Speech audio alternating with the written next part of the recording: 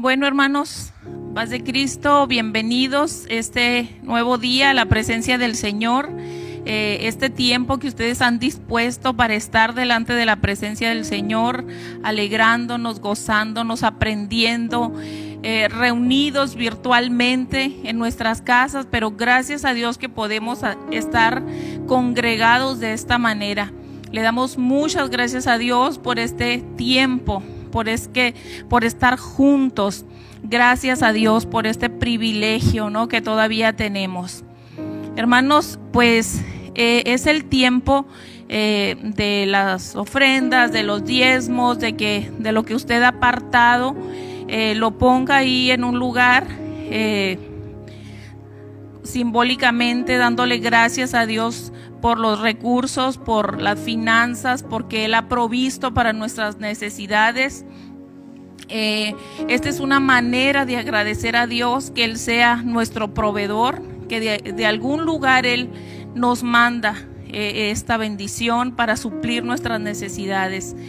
Entonces, cuando nosotros apartamos nuestro diezmo, apartamos nuestra ofrenda, que le damos ese lugar a Dios en nuestras finanzas, Él multiplica el resto. Si uno santifica las primicias, si uno santifica una parte para Dios, todo lo demás es santificado. Entonces, le damos gracias a Dios porque ha provisto para nuestra casa. Hay comida, hay vestido, hay todo lo que hemos necesitado, medicamento, y esta es una manera también de agradecerle a Dios. Vamos a orar para que sean multiplicadas sus finanzas, para que Dios supla toda necesidad económica. Padre, te damos gracias en esta hora, porque has sido nuestro proveedor, nuestro Jehová Jireh. Tú has provisto, Padre, nuestra mesa, tú has provisto alimento, tú has previsto para toda necesidad. Gracias, Padre, por todo lo que has hecho hasta hoy. Gracias por lo que vas a seguir haciendo. Bendecimos, Padre, las finanzas de cada hermano que ha apartado para ti.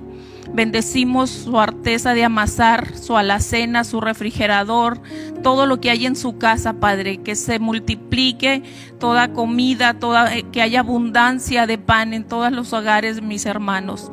En el nombre poderoso de Jesús, gracias, Padre, por proveer. Amén. Bueno, hermanos, aquí nuevamente delante de ustedes ahora, pues para traer el mensaje de la palabra de Dios. Este es un tiempo, hermanos, que estamos viviendo increíblemente pues diferente a lo que se ha vivido hasta hoy. Estamos con una expectativa, todos tenemos expectativas de diferente manera. Entonces yo creo que este tiempo es fundamental para hablar lo que está sucediendo. Yo quiero que en esta mañana, que en esta tarde, que en este día, Dios revele lo que Él quiere enseñarle a través de este mensaje de su palabra. A lo mejor va a ser algo distinto a lo que ha oído usted siempre, pero que sea un despertar para usted. Estamos en la escuela de Biblia, tenemos 2 grupos de estudio bíblico, y esto nos está haciendo un panorama más amplio de la palabra de Dios, nos está trayendo mayor entendimiento de su palabra. Y quizá estas cosas que vamos a hablar, quizá nunca las has oído, pero atesóralas en tu corazón. Trata de entenderlas, y en el nombre de Jesús que sea abierto tu entendimiento, que venga revelación de parte de Dios y que nos ilumine en esta palabra que voy a traer ahora a ustedes. El tema yo lo nombré pues los samaritanos y Jesús, pero también tiene que ver con el tiempo de los gentiles.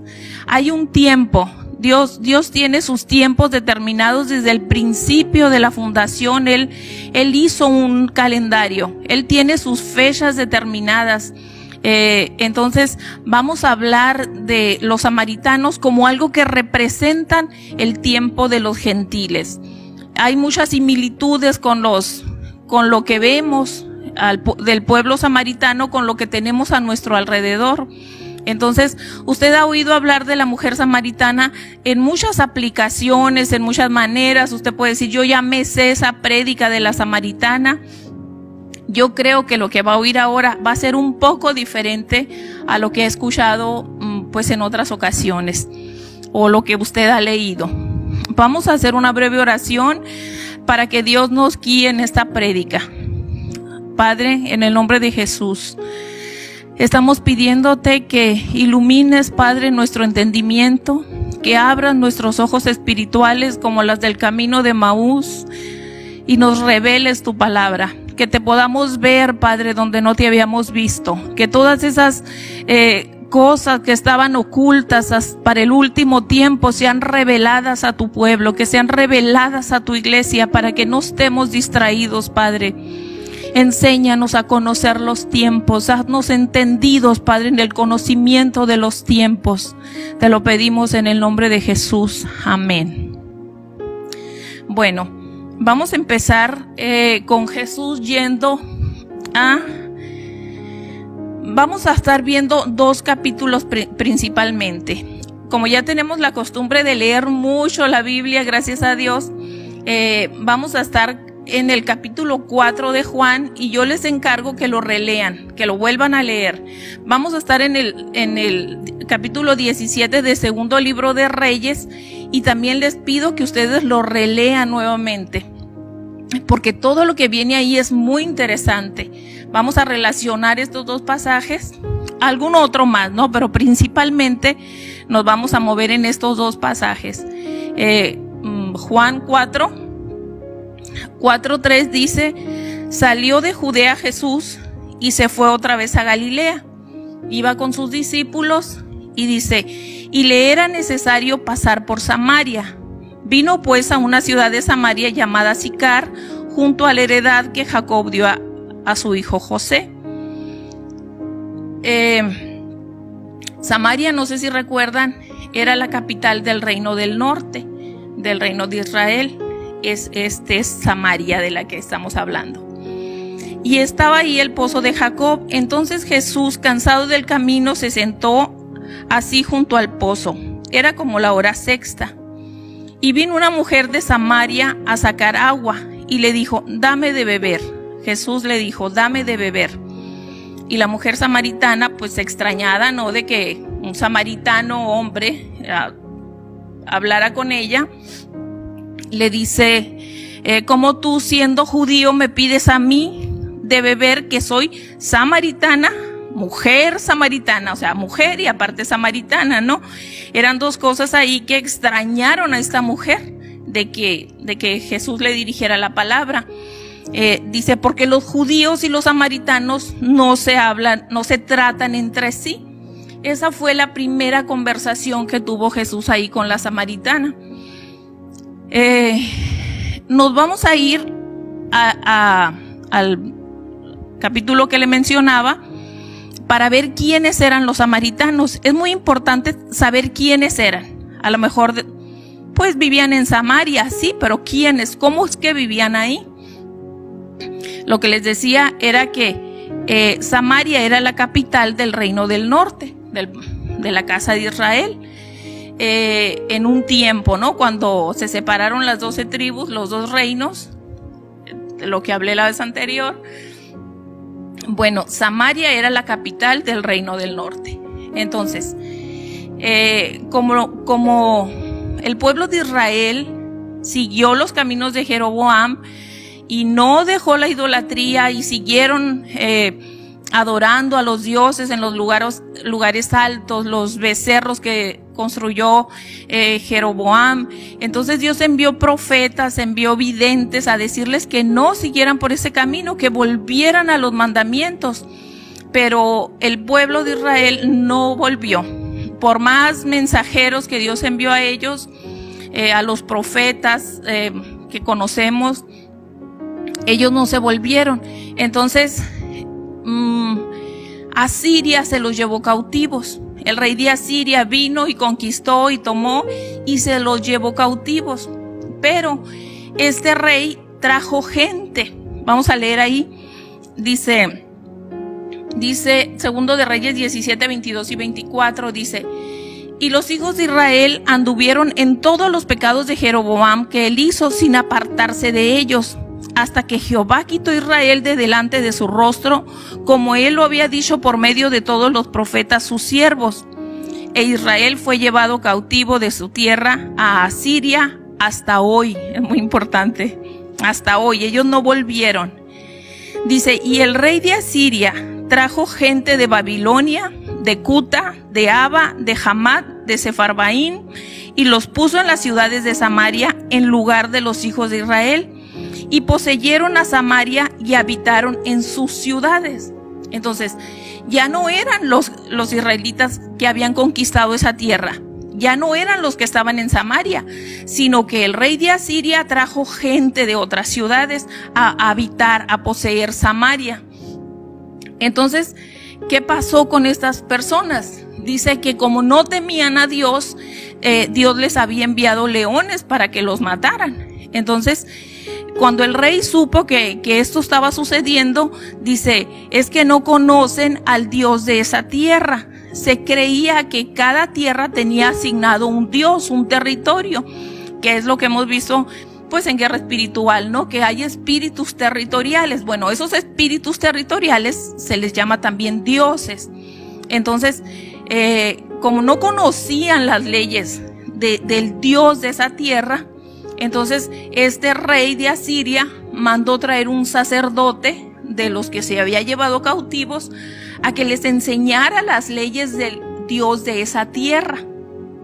Entonces dice, y vino uno de los sacerdotes que había llevado cautivo de Samaria y habitó en Betel, y les enseñó cómo habían de temer a Jehová. Pero cada nación se hizo sus dioses y los pusieron en los templos de los lugares altos que habían hecho los de Samaria, cada nación en su ciudad en que habitaba. O sea, ellos sí trajeron un sacerdote de Jehová, sí les enseñó las leyes de Dios, pero ellos siguieron de todas maneras adorando a sus dioses. Entonces dice el versículo 30 y 31, los de Babilonia hicieron a Sucot-Benot. O sea, lo hicieron es que pusieron una imagen, una estatua, se edificaron a un dios, ¿no?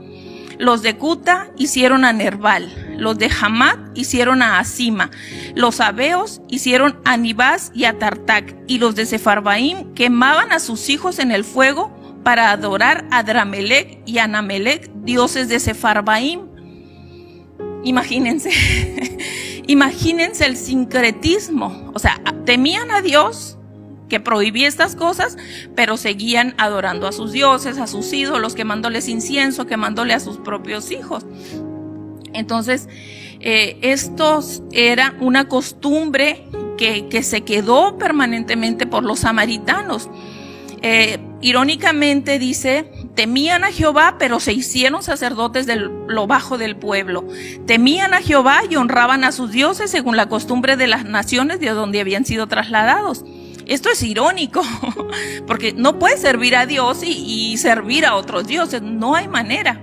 Ok, dice, hasta hoy hacen como antes, ni temen a Jehová, ni guardan sus estatutos, ni sus ordenanzas, ni hacen según la ley y los mandamientos que Jehová prescribió a sus hijos. Entonces, eso es un samaritano. También el 40 y 41 dice, pero no escucharon. Dios les envió a los profetas, la ley se las dio a conocer, dice, pero no escucharon. Antes hicieron según la costumbre antigua. Así temieron a Jehová aquellas gentes. Al mismo tiempo sirvieron a sus ídolos, y también sus hijos y sus nietos, según como hicieron sus padres, así hacen hasta hoy. Es muy fuerte lo que es una tradición, es muy fuerte lo que se pasa de generación a generación, porque no preguntan si debe ser así, sino como así lo hicieron mis padres, como así los enseñaron.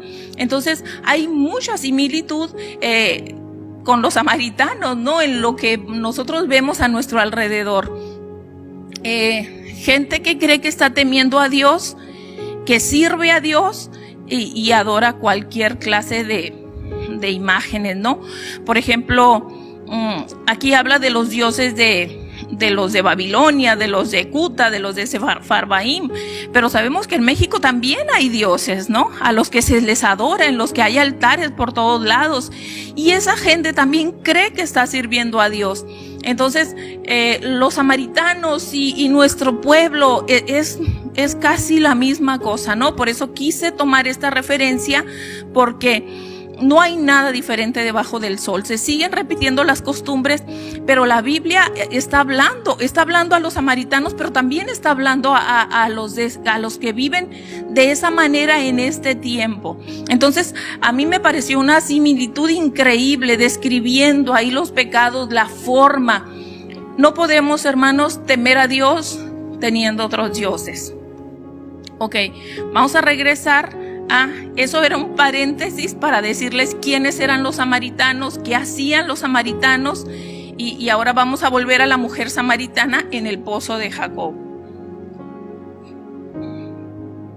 Ok, Jesús le dice, dame de beber. Ese fue el contacto ahí que se hizo, ¿no? Entonces le dice, ¿cómo tú siendo judío me pides a mí de beber si no hay trato, no? Entonces Jesús le respondió, si conocieres el don de Dios y quién es el que te dice dame de beber, tú le pedirías a él y él te daría agua de vida. Esto ya pues lo conocemos muy bien, ¿no? La historia del agua, ¿no? De la famosa agua de vida, de cómo tú la vas a sacar del pozo si no tienes con qué, si tú no eres mayor que nuestro Padre que edificó este pozo. Eso ya, pues ya lo hemos oído, ¿no? Algo que le dijo Jesús a la mujer, como para convencerla, ¿no? Le dice, ve y llama a tu marido, ¿no? Ve y llama a tu marido y les voy a hablar a los dos para que pues no se vea mal que estamos tú y yo nada más aquí, ve y llámalo. Entonces, pues le dice, no tengo marido, ¿no?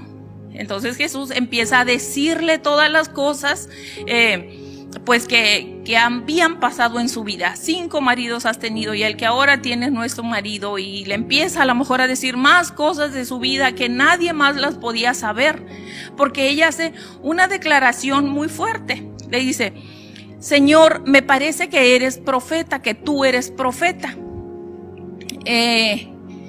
Ya dejaron el tema del agua, de que si del agua viva, que si el agua que la bebiera no va a volver a tener sed jamás, de si cómo le iba a sacar, y se enfocan en el profeta, ¿no? En que Jesús era un profeta. Para saber toda esa revelación de esta mujer, él tenía que ser un profeta, pero la mujer lo identifica. Entonces le dice, después de que le dice, tú eres profeta, parece que tú eres profeta, dice, nuestros padres adoraron en este monte y vosotros decís que es en Jerusalén donde se debe adorar. Se metió en un tema teológico. Esta mujer no estaba tan desinformada, ¿no? Los samaritanos cambiaron los mandamientos, los 10 mandamientos. El 10º mandamiento pusieron que debían de adorar en el monte Gerizim, que era donde estaba ese pozo, ahí donde estaba la mujer. Ahí era donde, precisamente, donde ellos decían que ahí deberían de adorar, y ahí iban a adorar. Ahí hacían sus fiestas los samaritanos, porque tenían mezcla de conocimiento, ¿no? Entonces los judíos, a ellos se les decía que tenían que ir a Jerusalén 3 veces al año a presentarse delante de Jehová. Todo varón tenía que ir 3 veces al año en las fiestas solemnes a Jerusalén. Tenía que ser el lugar, había un lugar asignado. Nosotros vemos en Deuteronomio muchas veces cuando se dice al lugar que Jehová escogiere. Tienen que ir y van a hacer esto, y van a ofrecer holocausto, y van a celebrar la Pascua en el lugar que Jehová eligiere. Todavía no se elegía un lugar, todavía estaban dando vueltas, no conquistaban la tierra, pero había un lugar en el que Dios iba a elegir, y ahí van a construir el templo, y ahí van a ir a adorar, ¿sí? El lugar era un punto muy importante en ese tiempo. Ustedes dicen que en Jerusalén, y nosotros decimos que aquí ya había pleito. Hermanos, también viene al caso esto, ¿Por qué? Porque muchas veces decimos, no, yo necesito ir al lugar donde me congrego, porque ahí es donde puedo adorar a Dios, es ahí donde se siente la presencia de Dios. Hermanos, ya ni siquiera en este lugar, ya ni siquiera en este monte, ya ni siquiera en los templos. Cualquier lugar tiene que ser un lugar para adorar a Dios. Los judíos tenían esto muy arraigado, del lugar, del templo, de Jerusalén. Pero en el 70 después de Cristo, el templo fue destruido por Tito, por los romanos. Entonces, ellos ya no tuvieron en dónde ofrecer sus sacrificios, pero si no siguen en el muro de los lamentos. Ellos, ese muro es simbólico porque ahí es el lugar que Dios eligió. Yo creo que de tantas cosas que Jesús vino a enseñarnos, este es un principio, esta es una verdad. Ya no va a haber un lugar específico, ya no va a ser ni aquí ni allá, ni en Jerusalén siquiera. ¿Cuántas veces Dios les dijo a través de Moisés, en ese lugar va a ser, ahí me van a edificar casa y ahí yo me voy a manifestar? Jesús vino y cambió ya ese punto en el lugar de la adoración. Ya no va a ser en este lugar, ya no va a ser ni siquiera va a ser en cualquier lugar. Y ese es uno de las cosas que Jesús hizo, deshacer esa creencia de que solo había un lugar donde se podía adorar al Señor. Y es algo muy profundo en este tiempo, muy significativo a lo que estamos viviendo. Después de esto, Jesús le dijo a la mujer, pues eso créeme, que la hora viene cuando ni en este monte ni en Jerusalén adoraréis al Padre. Vosotros adoráis lo que no saben, nosotros adoramos lo que sabemos, porque la salvación viene de los judíos. O sea, los samaritanos decían que ellos estaban bien, pero ninguna parte de la Biblia, no hay ninguna Biblia que diga que Dios les dio a los samaritanos la escritura. La Biblia, los mandamientos, Dios se los dio a Israel, entonces la salvación viene de los judíos. Entonces nosotros, ese es un punto que también tenemos que tener claro. No viene de la iglesia romana, de la iglesia imperial, no viene de ningún otro lugar, viene de los judíos, del pueblo judío al que se le dio las leyes de Dios, las formas en que deberían de adorar, y Jesús cambió los lugares. Ok, otro punto muy importante, esta mujer, como les digo, no era, yo creo, cualquier mujer. Porque la mujer le dijo, sé que ha de venir el Mesías, llamado el Cristo. Cuando Él venga nos declarará todas las cosas. Estaban esperando también al Mesías. Ellos también sabían que iba a venir, que había una profecía que decía que iba a venir el Mesías. Y ellos también lo estaban esperando, como nosotros. Jesús le dijo, yo soy el que habla contigo. Esta declaración, hermanos, Jesús no la volvió a hacer a nadie más. Es la única vez que Jesús dijo que Él era el Mesías, y se lo dijo a una persona gentil, a una samaritana, a una mujer idólatra, a una mujer que mezclaba, que había un sincretismo en la religión. Ahí se reveló Jesús miren, en el tiempo de Jesús solo había gentiles, judíos y gentiles. Entonces los samaritanos también son gentiles porque no son el pueblo de Dios por linaje. Entonces aquí Dios le reveló que Él era el Mesías a un gentil, que un samaritano es un gentil. Entonces eso es un punto muy importante, porque Jesús no volvió a revelar su identidad solamente a esta mujer, ¿ok? Bueno, después esta mujer dice que dejó el cántaro y se fue a la ciudad y hizo un escándalo y vinieron muchos a conocer a Jesús. Entonces dice, y muchos de los samaritanos de aquella ciudad creyeron en Él por la palabra de la mujer, que daban testimonio diciendo, me dijo todo lo que he hecho, decía la mujer. Eso era lo que ella hablaba, todo. Me dijo, este es un profeta porque me dijo todo lo que he hecho. Entonces vinieron los samaritanos a Él y le rogaron que se quedase con ellos, y se quedó ahí 2 días. Y creyeron muchos más por la palabra de Él, y decían a la mujer, ya no creemos solamente por tu dicho, porque nosotros mismos hemos visto y sabemos, ya había una certeza. Sabemos que verdaderamente este es el Salvador del mundo, el Cristo, el Mesías esperado, el que estábamos esperando, este es. Entonces, hubo una gran revolución ahí en Samaria, ¿no? Cuando fue Jesús y se quedó 2 días con él.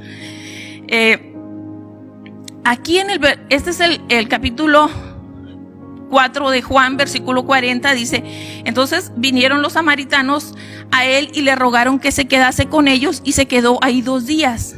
Después en el versículo 43 dice: 2 días después salió de ahí y se fue a Galilea, a donde iba, llegó de pasada a Samaria, pero iba a Galilea, entonces siguió su camino. Pero repite que fueron 2 días después.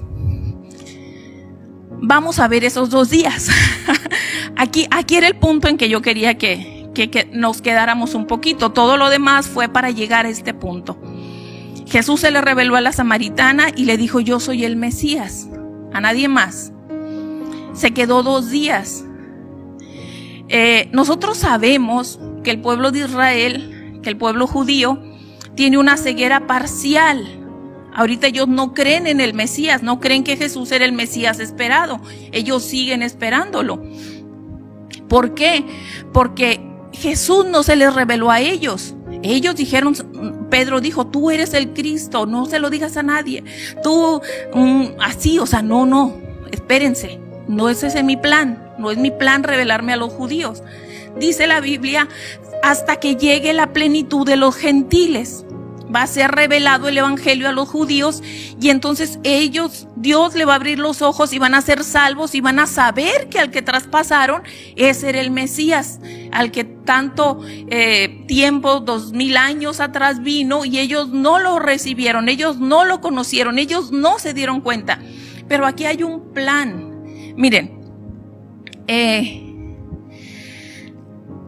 esto es un reloj, es una menorá, es una lámpara, pero también es un reloj. Yo he hablado últimamente con ustedes de las fiestas, ¿sí? Las fiestas de primavera, Shavuot, y las fiestas de otoño. Jesús vino y cumplió las fiestas de primavera. Es su muerte, sepultura, resurrección. Cumplió las primeras fiestas. Miren, estas fiestas están reflejadas en los 4 evangelios, el cumplimiento de estas fiestas. Estas 3 fiestas se van a cumplir cuando en el libro de Apocalipsis, ahí vemos el cumplimiento de estas fiestas. Pero hay un intermedio entre las fiestas de primavera y las fiestas de otoño. Cuando Dios le dijo a Moisés en Levítico 23 que celebraran las fiestas, después de Shavuot había una fiesta de la cosecha, se llama.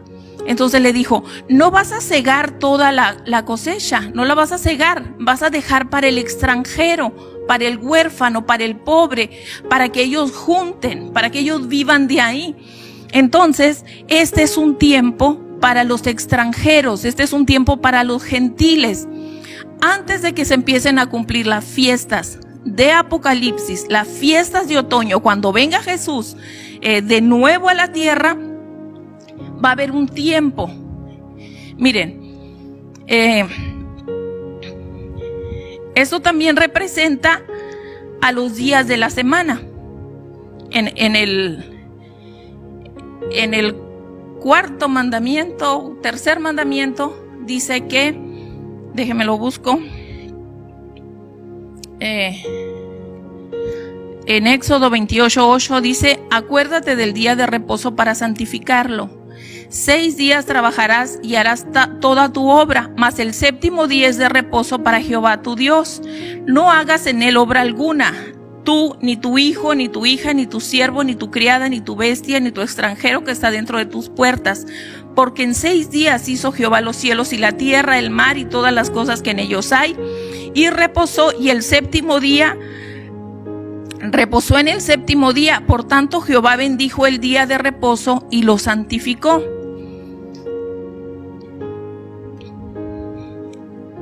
en Levítico 23:2, que se está dando las fiestas solemnes, dice: habla a los hijos de Israel y diles, las fiestas solemnes de Jehová, las cuales proclamarás como santas convocaciones, serán estas. Y está la primera, que no está incluida aquí, porque esta es una convocación semanal. Dice: 6 días se trabajará, mas en el 7º día será de reposo, santa convocación. Ningún trabajo de siervo haréis, día de reposo es de Jehová, en donde quiera que habitéis. Miren, 7 días de la semana, 6 días trabajó Dios y descansó el 7º. Un año, dice la Biblia, que es 1000 años son como un día, y un día como 1000 años para Dios. Entonces, desde la creación hasta el nacimiento de Jesús pasaron 4 días, 4000 años. Ahorita estamos a 2000 años de la venida de Cristo. Van 6 días. Esto es un reloj. Esto es un reloj profético. Entonces, el 7º día es día de reposo. ¿Sí? No sé cuántos han oído del milenio. No sé cuántos han oído cuántos han leído el Apocalipsis, cuántos saben lo que viene. Ok. Entonces, el tiempo de los gentiles fueron 2000 años. 2 días simbólicos, proféticos, que duró Jesús con los samaritanos gentiles. Él estaba cumpliendo una sombra de lo que iba a ser. Esos 2000 años, hermanos, depende de cuál calendario veamos, están por terminar. En el calendario que sea, esos 2000 años están en el final de los tiempos. Estamos en el final de una era de 2000 años, de 2 días que duró Jesús con los samaritanos. Entonces, es un tiempo, hermanos, tan importante en la historia de la humanidad, que estamos viviendo, porque antes del cumplimiento de las fiestas de otoño, que están reflejadas en el libro del Apocalipsis, tiene que terminar estos 2 años, estos 2000 años, estos 2 días que estuvo Jesús con los samaritanos. Quisiera explicarme, no sé, porque es un tiempo, hermanos, es un tiempo. Cuando Jesús estaba hablando con la samaritana, dice que los judíos habían ido a buscar qué comer. Cuando ellos vinieron, dice que se sorprendieron de que estuviera hablando con una mujer, pero no le preguntaron nada de qué estaban hablando. Entonces le dijeron: ¿quieres comer? No, dijo, mi comida es que haga la voluntad de mi Padre. Él estaba haciendo la voluntad de su Padre y estaba haciendo una sombra profética, además de estar evangelizando ahí a los samaritanos. Pero los lleva a los discípulos en ese mismo capítulo y les dice: miren los campos, están blancos para la siega. Ustedes dicen que todavía faltan 4 meses, pero ya están blancos. Todos estos 2000 años, hermanos, esos campos estuvieron blancos para la cosecha. Todo este tiempo que se nos dio, estos años de los gentiles, estos 2000 años, ¿los aprovecharon o no los aprovecharon nuestros antepasados? Pero era un tiempo que Dios había determinado para que el pueblo gentil entendiera la palabra de Dios, se volviera a sus leyes, hiciera pacto con el Dios de la gloria, quisiera volverse a Dios. Entonces, ese es el punto, hermanos. El punto es el tiempo que nos ha tocado vivir. Estamos viviendo, estamos por finalizar esos 2000 años, esos 2 días que Jesús hizo una sombra con los samaritanos, y luego estamos también entrando en el principio de las fiestas de otoño. Estamos entrando a la profecía de Daniel, que estaba sellada para los últimos días de las 70 semanas y tal, de todo lo que habló, que Daniel era un entendido de los sueños y no supo entender, porque le dijo Dios: está sellada para el fin de los tiempos. Entonces muchas cosas están siendo reveladas en este tiempo, porque es el principio del fin de los tiempos.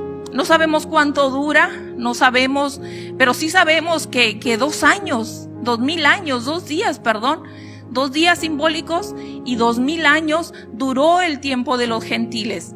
Tenemos que traer la cosecha más grande en estos días, porque ya va a venir el que se abran los ojos de los judíos. Entonces va a haber un solo momento en que estemos juntos los judíos, ellos creyendo en el Mesías, junto con nosotros los gentiles.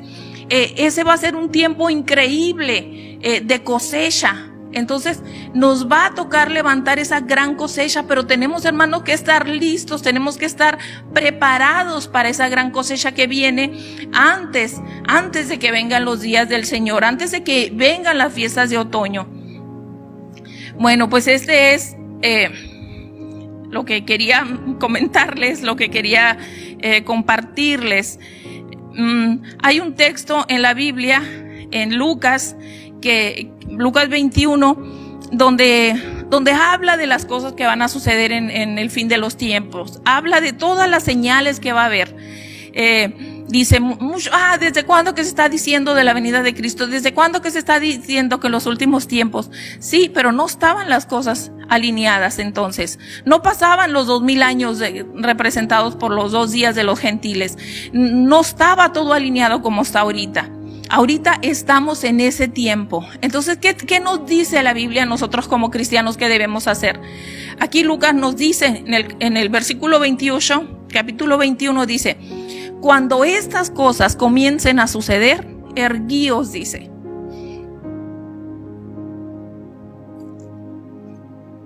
Levántense.